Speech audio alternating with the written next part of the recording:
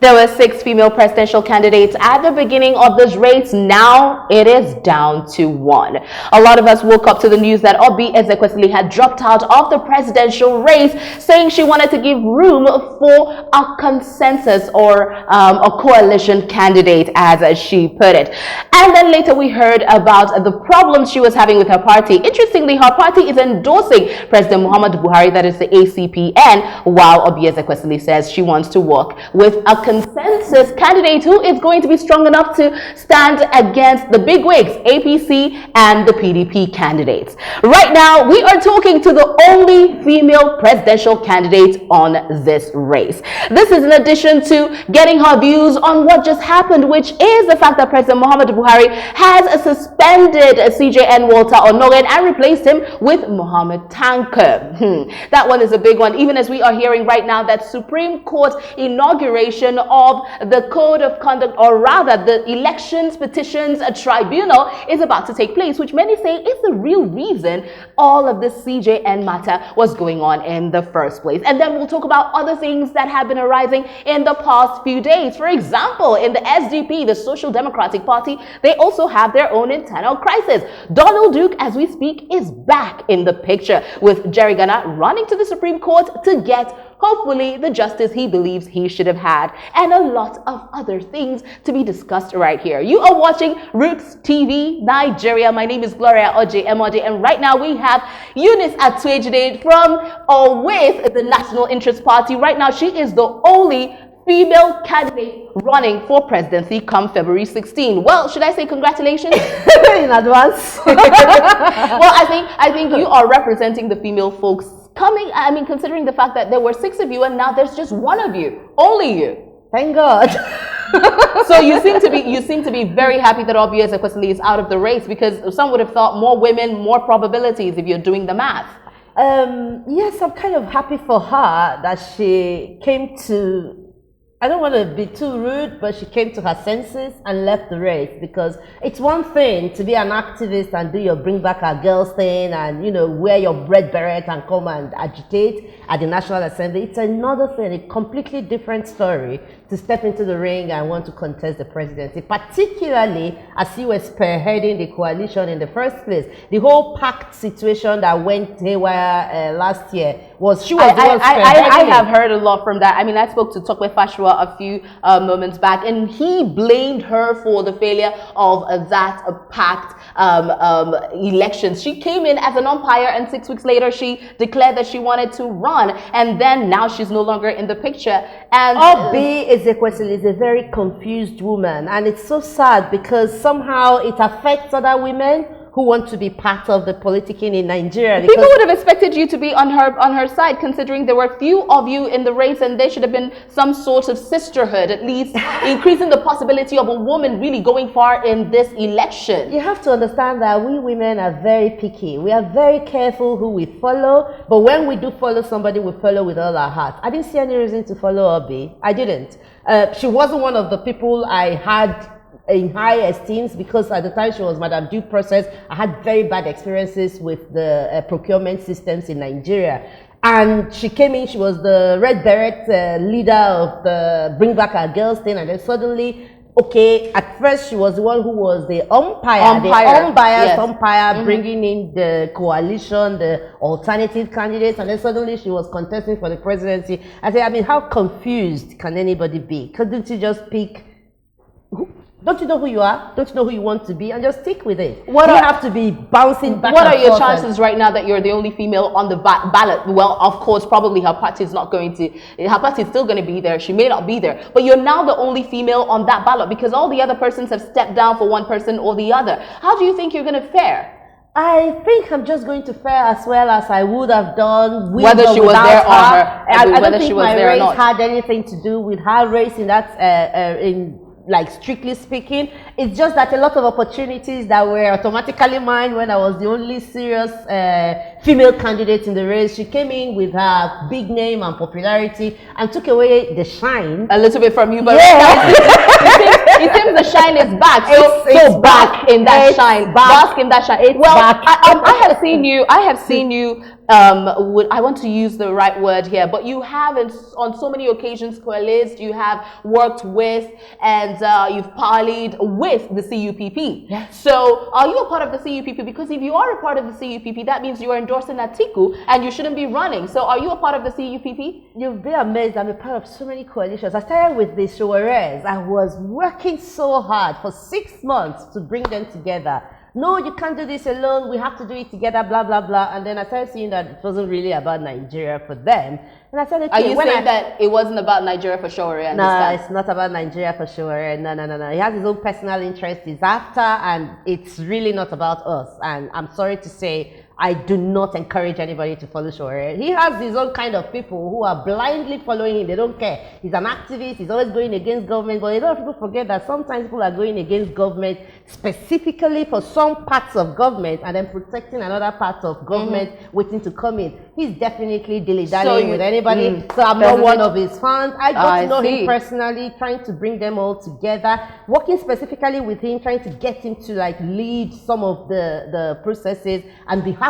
He was claiming to be happy to come into a democratic system and then let us do a free and fair process. And then afterwards, afterwards, he was actually registering his own party while he was gisting this whole thing with me. So with the CUPP, what's your relationship with them? What's your marriage with them? I have a very peculiar marriage with the CUPP. I am 100% going to do whatever, absolutely whatever is necessary to get rid of Buhari, and that's my union with the CUPP. Their aim is Buhari must go, and I am 100% aligned. So that's what brings you 100%. Anything together necessary to get rid of Buhari, Eunice will do, because that man is not good for our government. He's not good for our future. Whether it is Atiku or Fela Dorotoye, I'm not really so interested in who becomes president, whether it's me or anybody else. But one thing I have in common with CUPP, Buhari must go. All right, let's talk about what just happened a few hours ago, or just a day ago, thereabouts. I mean, President Muhammad Buhari has named Tunku Muhammad as the CJN,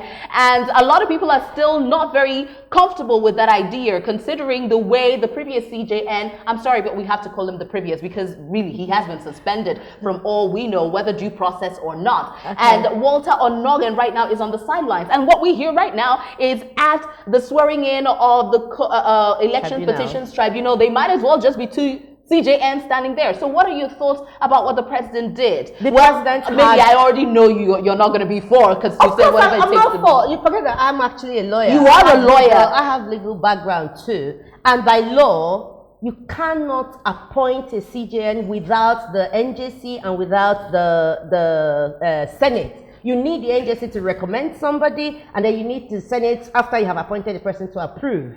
The same way, you cannot remove a CJN just by waking up one day and saying you have court order. No. The NJC... Even if it's the CCT? No, CCT doesn't even have that kind of power. CCT does not have the power to issue an order to remove a CJN. CCT is an administrative court. It's supposed to just do things. Oh, somebody has misbehaved. Let us see how we are going to bring the person back to order. And then even within the code of conduct provisions, once the person tells you, okay, yes, I recognize I made mistakes, don't worry, I'll rectify it, you actually do not even take the matter to the tribunal in the first place. Now, this man apparently already told them, okay, you are right, I made some mistakes in my declaration. But you know, there are some people who say, some people say ignorance of the law is not an excuse. I mean, this is... But when the law allows you to be ignorant, then the law protects you at the same time. In the same law, where you're saying this person has made a mistake, has erred, the same law is telling you, provided that person who erred says, oh yeah, I recognize some mistakes there,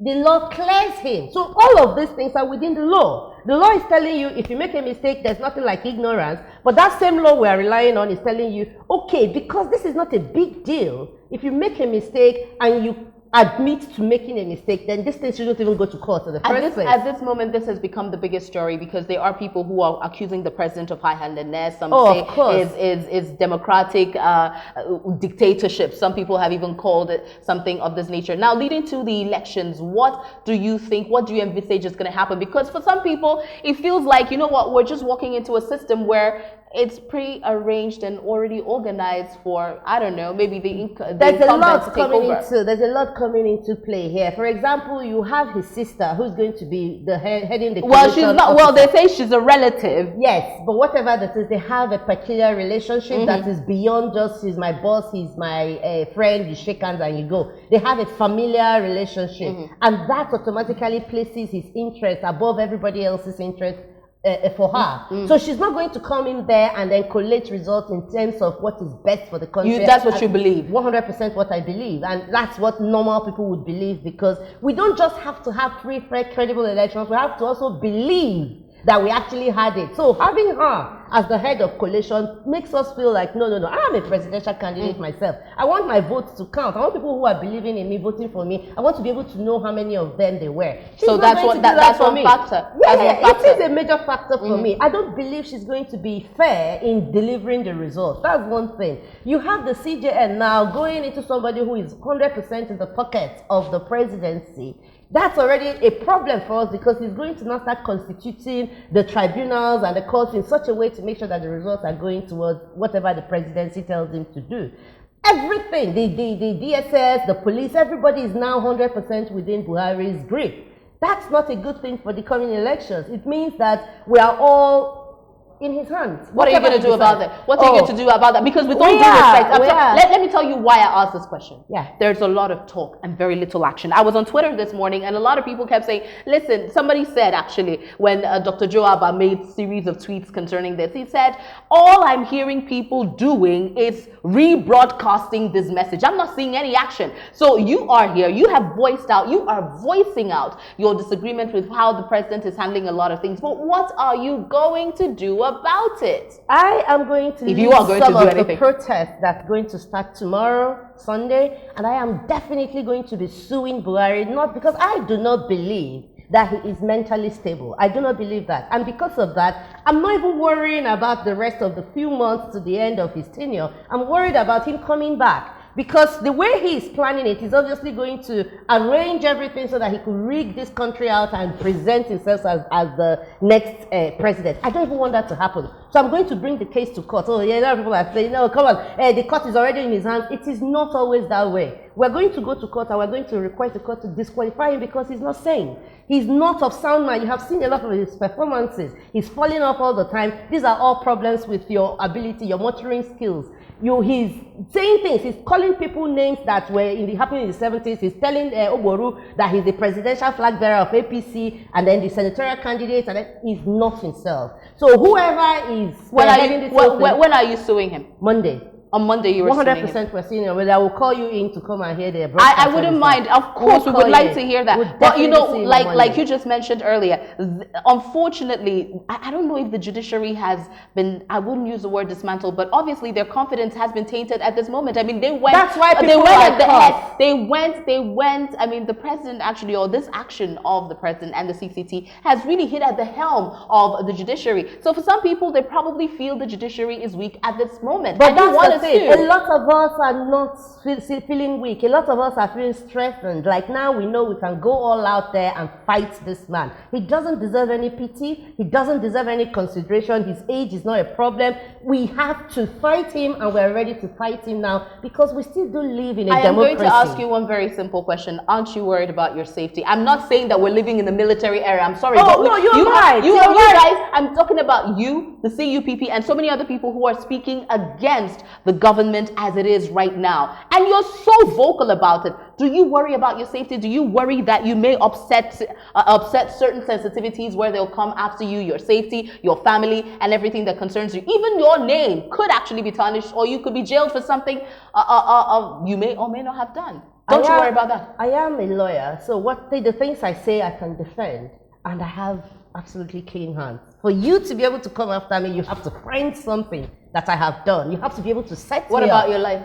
My life, I've already made up my life that dying for Nigeria is not a bad death. I've lived a great life so far. So if they decide that they need to kill Eunice, they just make me a martyr, and that's not a bad thing. Interesting. All right, before we round this up at this moment, going to February 16, what are some of the things that you see that could happen? Because it's like one day, one drama for us right now. I mean, I don't even know what we're going to wake up to see tomorrow, because it's for us in the media, it is great news day. But then leading to the elections, it just gets heated and heated and heated. And some people are beginning to worry, are we even going to be worried about security and all of that? What do you see going forward to February 16th? What I see is that the pressure we are going to put on these people is going to cause Buhari to walk into one rally one day and slump and not be able to get back. They have to fly into London, and when they fly into London, some would say he's stronger than that. You will see.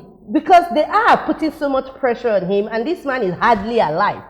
All this pressure is going to come to something. They're not going to be able to be carrying him like that all the way. They are pushing him, and they'll push him to the point where he will not be able to get up. He has fallen a few times, and they held him, and he got up. They will try to hold him, and he won't be able to. They'll just put him on a plane and take him out of Nigeria, and it will be an easy win for those of us who do not want him back. That's what I see. Eunice Atuejide, you're always feisty to talk to, and yes, and please keep us abreast of what you're doing, especially on Monday. As you say, you're going to sue the president. We know a lot of people have been speaking against the president's move to remove the former CJN Walter Onnoghen, and right now, as we speak, the substantive or acting CJN is Tunku Muhammad. The CUPP has been protesting. A lot of other groups we have heard from Senate President Saraki, Bukola Saraki, who has spoken against this. PDP presidential candidate Atiku Abubakar has spoken against this. So many different groups are coming up by the moment, by the minute, by the hour to speak against this. We are still waiting for maybe pro-president, pro-Buhari agents who will also stand, I don't know, who will give us their thoughts on this, because it's very much of a debate. You stay right here on Roots TV, because we will continue to bring you every single aspect of this intriguing matter as we lead up to the elections. My name is Gloria Oji Emodi. Stay right here on Roots TV Nigeria.